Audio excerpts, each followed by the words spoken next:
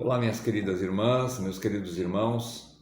Eu estou passando aqui para deixar um breve estudo, uma breve meditação sobre a importância da música na igreja. Eu queria meditar um pouquinho com vocês a respeito dessa área tão importante e não muito falada em algumas igrejas, e até mesmo nós às vezes falhamos em trabalhar esse assunto. Como se fosse algo de uma segunda classe, dentro da igreja cristã, e não é. A parte da música, ela tem a sua importância e grande importância dentro da igreja cristã, e especialmente depois da reforma. Isso foi visto com muito bons olhos pelos reformadores em vários aspectos, a área da música. Muito bem. A música sempre esteve presente no meio do povo de Deus, sempre, queridos, sempre esteve presente no meio do povo de Deus, como uma expressão de sentimentos diante de Deus. Eu quero que você recorde comigo somente poucos acontecimentos bíblicos que narram isso, que comprovam essa importância da música, do louvor, que nós chamamos mais popularmente de louvor, Mas a música não tinha somente um aspecto de louvar no sentido de adoração, de expressão de admiração ou gratidão a Deus, por suas maravilhas. Ela tinha vários outros aspectos e várias outras funções também. A área da música, a área do canto, Mas ela sempre então esteve presente. Por exemplo, alguns fatos bíblicos que nós podemos narrar aqui que comprovam isso foi o cântico de Moisés e a chamada antífona de Miriam, e que aconteceram por causa da grande libertação dada por Deus ao seu povo, que sofria muito pela escravidão dentro do Egito. Quando Deus liberta o seu povo, você vê isso narrado lá em Êxodo capítulo 15, após a 10ª praga do Egito, quando de fato Deus destruiu, digamos assim, as algemas do seu povo impostas por Faraó, no momento em que ele, depois da Páscoa, ou no momento da Páscoa, da primeira Páscoa, quando ele destrói ali, ele mata os primogênitos do Egito. Imediatamente Faraó liberta o povo de Israel e permite que eles saiam da sua terra. Inclusive eles saem com bastante abundância de coisas, de bens que o próprio povo do Egito acabou dando para que eles pudessem até ir mais rápido embora. Então, nessa libertação, o povo de Deus tem um sentimento de gratidão. Esse sentimento dado por Deus, que expressa alegria e gratidão a Deus por causa de tão grande libertação. Então você vê narrado ali através do cântico de Moisés, da antífona ou cântico de Miriam também, no capítulo 15 de Êxodo, do versículo 1 até o versículo 21. Você vê narrado isso, a primeira expressão congregacional, por assim dizer, da música, expressando alegria, gratidão, sentimentos com respeito ao que Deus fez ao seu povo, ao benefício de Deus.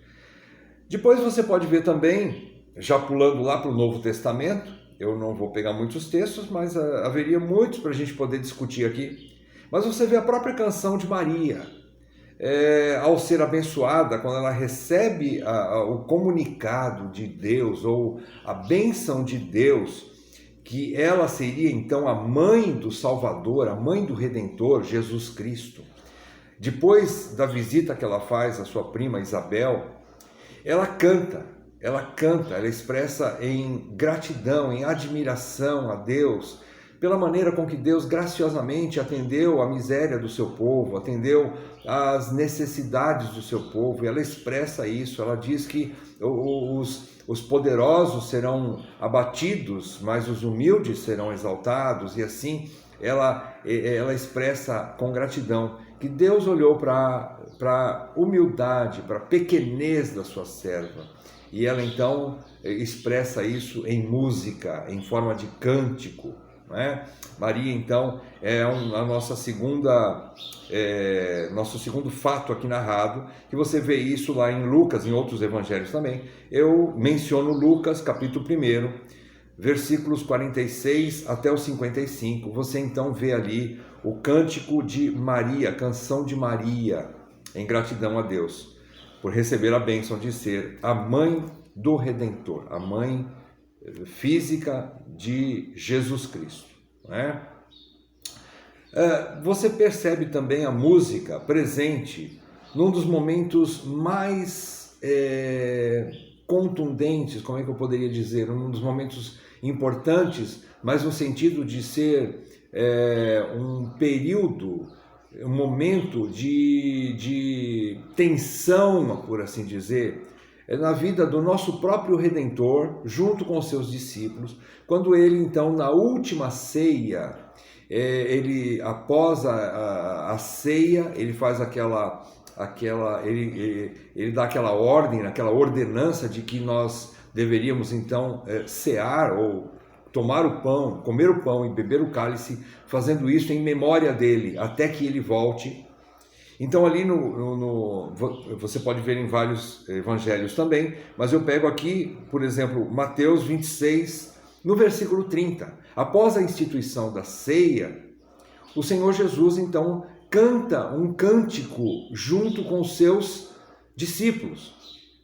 Nós não sabemos qual é a letra e nem tampouco a melodia que foi ali expressa por Jesus e por seus discípulos naquele momento da ceia, mas eu tenho no meu coração que deveria ser uma expressão de lamento ou uma canção que expressava, talvez em sua letra, um pedido de auxílio e de forças para Deus, naquele momento em que Jesus então cantou com seus discípulos, antes de ir para a cruz, antes daquele momento onde ele seria traído e crucificado. Então o Senhor com os seus discípulos, naquele momento terrível, um pouco antes de ele ir então para o Monte das Oliveiras, onde ele faria a sua oração ali, um clamor por 3 vezes para que Deus Pai passasse dele aquele cálice. Contudo, ele também pede que não seja feita a minha vontade, mas sim a tua, Pai. Que não seja como eu quero, mas como tu queres, dizendo assim ao Pai. Antes disso, então, a presença da música, a presença de um cântico, em que Jesus participa junto com os seus discípulos naquele momento de trevas, por assim dizer, de momento muito difícil para Jesus. Ainda que os outros não soubessem bem o que estava por vir, Jesus sabia o que estava por vir. Eu não sei quem foi ali o diretor da música, mas com certeza Jesus deve ter dado o tom ali. Eu creio que sim. Então aqui, mais uma vez, vemos a presença da música, como é importante, não é, falar sobre a música e estudar um pouco mais sobre a música. Eu queria também citar, como não poderia deixar de ser, o mavioso rei músico de Israel, o rei Davi, o grande rei Davi, o músico Davi, o cantor Davi, que expressou todo tipo de sentimentos humanos através dos salmos cantados, muitos deles cantados. Você vê isso no Saltério, e o Saltério com certeza tem outros autores de alguns salmos. Contudo, o maior de todos, com certeza, o maior compositor, sem sombra de dúvidas, o que escreveu a maior parte dos salmos foi o rei Davi. O rei Davi então se faz presente ali. E através dos seus salmos ele expressa todo tipo de sentimentos. Davi passou momentos difíceis, Davi foi perseguido, Davi pecou, Davi foi perseguido injustamente. Em outras situações, ele mostra com justiça que Deus estava o disciplinando. Então ele expressa também arrependimento através da música.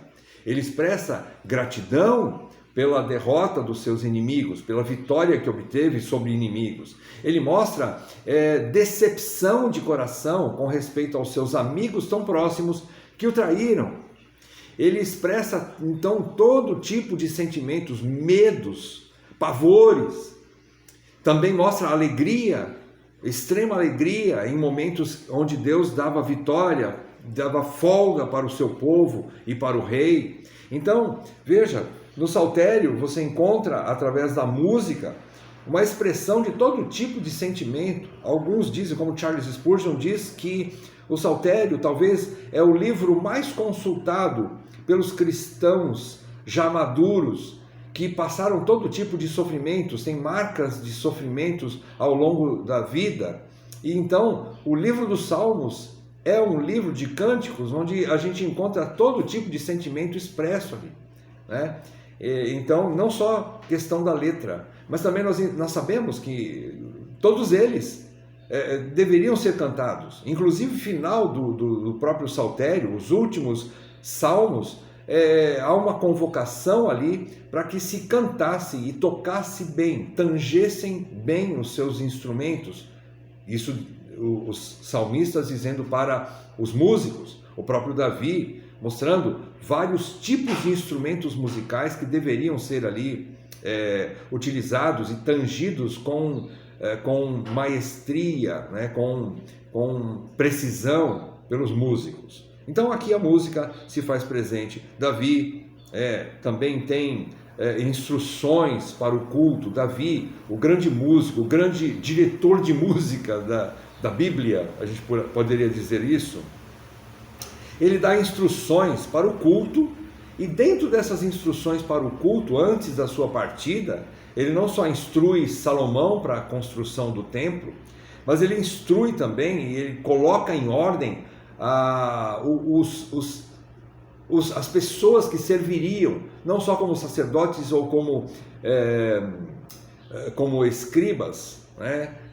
Não só levitas, no sentido de montagem e desmontagem de todo ali o tabernáculo, né? Onde se adorava, onde se prestava culto a Deus, mas ele também dá instruções para os músicos. Você percebe isso em 1 Crônicas, capítulo 16, do versículo 41 e o 42. Ele está falando para um grupo de irmãos que seriam os líderes do culto, e dentre eles ele escala 2, Remã e Gedutum, para serem os líderes da música, do cântico.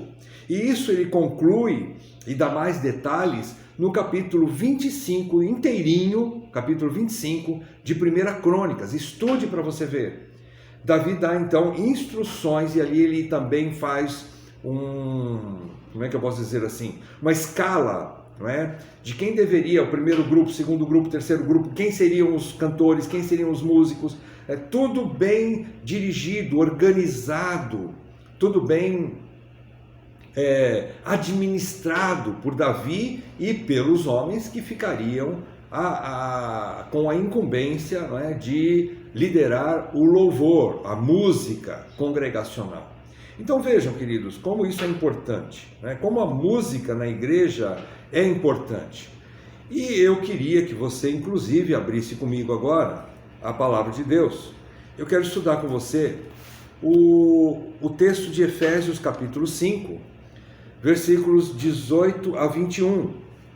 Efésios 5, 18 a 21, Paulo instruindo a igreja de Éfeso, ele diz o seguinte: como a igreja deveria se comportar, como deveria ser o comportamento dos cristãos dentro da comunidade, e não só dentro da comunidade, mas pessoalmente, individualmente, o que eles deveriam fazer. Versículo 18 ele diz: não vos embriagueis com vinho, no qual há dissolução, mas enchei-vos do Espírito.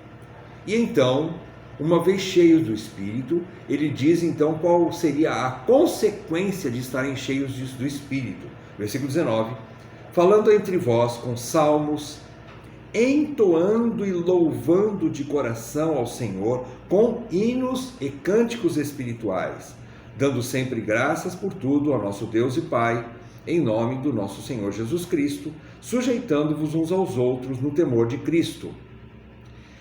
Se você comparar esse texto com o versículo 16 do capítulo 3 de Colossenses, semelhante ao que Paulo diz aqui aos Efésios, quando chega na carta aos Colossenses, Paulo diz assim, capítulo 3, versículo 16 diz: habite ricamente, ricamente, não pouco, mas abundantemente, habite bastante em vós a palavra de Cristo, instruí-vos e aconselhai-vos mutuamente em toda a sabedoria.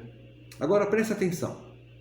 Louvando a Deus com salmos e hinos e cânticos espirituais, com gratidão em vosso coração. Então, queridos, a música na igreja, ela não somente tem um sentido doxológico, ou seja, de adoração, uma palavra de agradecimento, de louvor, de adoração a Deus, que é a doxologia. Então a música não tem somente o sentido doxológico, ela também tem um sentido didático. Através da música, nós ensinamos as pessoas, ensinamos os discípulos de Jesus, ensinamos os outros irmãos as verdades bíblicas, ensinamos as nossas crianças. Nós sabemos a importância da musicalização, né, dentro das escolas infantis cristãs, dentro das classinhas, por assim dizer, né? A criança, através do método da música, da instrumentalidade da música, ela aprende princípios bíblicos, princípios de Deus. Todos nós sabemos quão é importante. Todos nós temos aí filhos e agora netos que estão passando por essa bênção dentro das nossas igrejas locais, não é? Então a igreja local adota a música também no sentido didático. A música ensina. Pensem, queridos, como é importante a música dentro da igreja. Por isso, eu faço aqui um convite, deixo aqui os irmãos, deixo para vocês, meus irmãos, um chamado, se eu posso dizer assim, não sei se posso, mas um convite para que você se coloque diante de Deus. Você que tem esse talento de tocar ou de cantar, que você possa, como membro oficial da ICCG, como membro da igreja, não só da ICCG, mas da igreja local que você faz parte como membro oficial, que você também se apresente, se doe nesse sentido. Faça parte do grupo de louvor. Coloque-se à disposição do diretor de música da sua igreja. Seja útil também nesse sentido. Com certeza Deus vai te usar ou para tocar algum instrumento ou para cantar. É óbvio, nem todos têm essa facilidade, ou eu poderia dizer, esse talento em grande escala, não é? Nem todos têm. Mas por isso nós louvamos também da maneira congregacional, sem que seja necessário que todos tenham aptidão ou sejam mestres no canto ou em tocar algum instrumento. Mas existem sim os nossos líderes, existem aquelas pessoas que são peritas nessa área, tanto de tocar instrumentos como de cantar, que vão conduzir para nós o louvor, vão conduzir para nós o momento da música. São os nossos dirigentes, né? Existe o dirigente e seus auxiliares, os músicos, os cantores, né? E nisso, tanto homens como mulheres são bem-vindas nesse ministério, né? É assim eu posso chamar, com certeza, um ministério tão importante da música. Então fica aí o convite, para que você analise isso. Coloque diante de Deus. Estudem os textos que eu passei para vocês com mais detalhes. Eu não abri todos os textos, quero que você veja. Comprove a presença da música em todos esses textos que eu te falei, de Moisés, na vida de Moisés, na vida de Miriam, na vida de Maria, mãe de Jesus, né? Na vida do próprio Senhor Jesus, no momento da ceia, após a sua última ceia, né? Davi, como grande modelo de cantor e músico da Bíblia, né? O nosso mavioso rei músico, né? Assim é conhecido o rei de Israel, rei Davi, né? E as instruções que ele dá ali em 1 Crônicas, capítulo 16, 41 e 42, e 1 Crônicas 25, todo o capítulo. Estudem esses textos, né? E vejam também esses textos de Efésios e de Colossenses, que nos mostram que realmente a presença da música na igreja cristã, na igreja moderna cristã, ela é importante, ela tem o seu lugar e merece também ser considerada e ser executada para o bem do povo de Deus e para a glória do nosso Deus. Então, Você, cantor, cantora, instrumentista, apresente-se ao Senhor, né? Coloque-se à disposição da sua igreja local e glorifique a Deus através dos seus talentos. Em nome de Jesus. Amém.